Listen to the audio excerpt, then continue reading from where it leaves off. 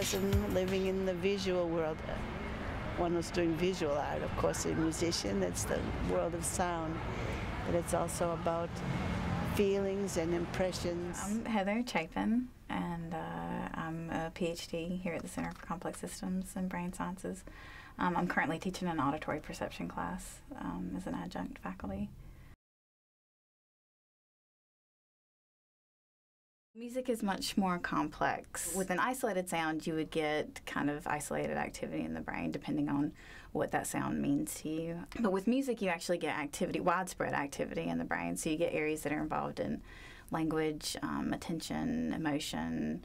So music activates much more of the brain than simple sounds do. I always listen to music when I create my art. It just puts me in a frame of mind where I just feel creative, you know. I always have music playing when I'm making art to heighten my creativity, I guess you could say.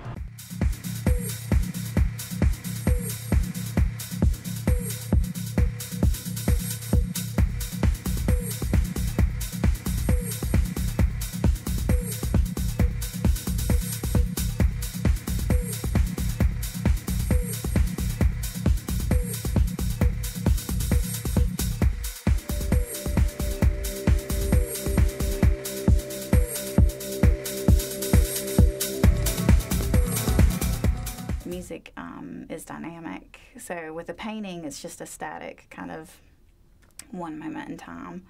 But with music, it's this unfolding dynamic over time. It's always a split for me. I come home and I don't know whether I'm going to paint or whether I'm going to work on a song. But sometimes I'll be picturing imagery when writing lyrics, and sometimes I'll be thinking about lyrics when making imagery. So to me, they're almost the same thing because I'm lucky enough to have both gifts. We did a behavioral study where we asked people to record in real time what their emotional responses were to performed music.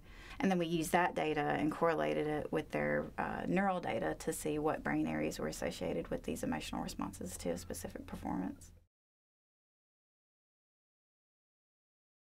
I would say anything that would affect the emotional response of the artist would affect the output that they give on something like a painting.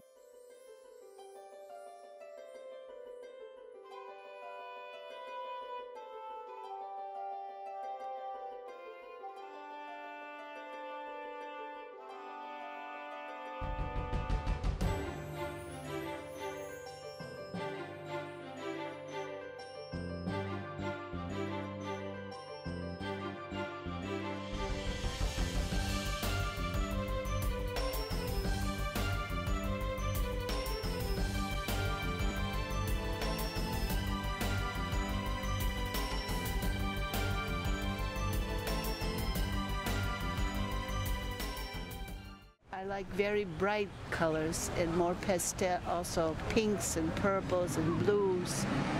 I think we have enough sad things in the world, so I don't really want to be concentrating on those sad things. I just concentrate on beauty and happiness. My paintings are dream-like, but they're fantasy, many of them, but they're all based on impressions that I've had. So I really like bright colors, and I kind of go with the colors of nature, because when I find the glass, it's all browns, greens, and yellows, and white, and I just use all those colors from what I see in nature and kind of blend it all together. I started doing the dolls. I found a doll on the beach that was covered in barnacles, and I just thought it looked really amazing, so I brought it home and I turned it into a planter, and somebody wanted to buy it immediately, so I decided to continue using dolls as planters.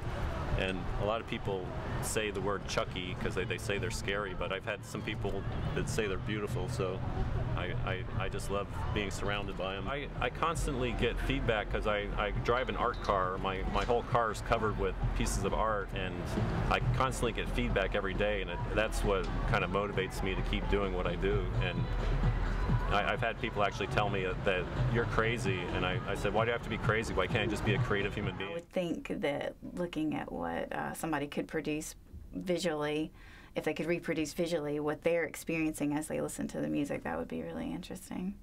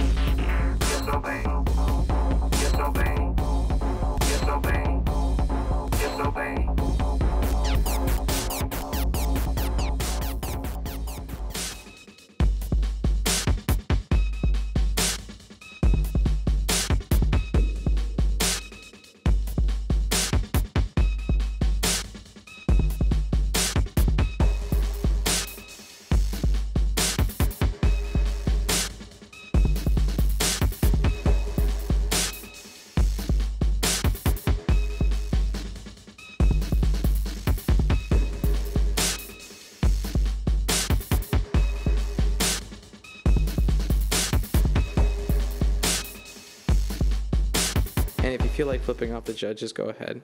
No. We'll cut that out.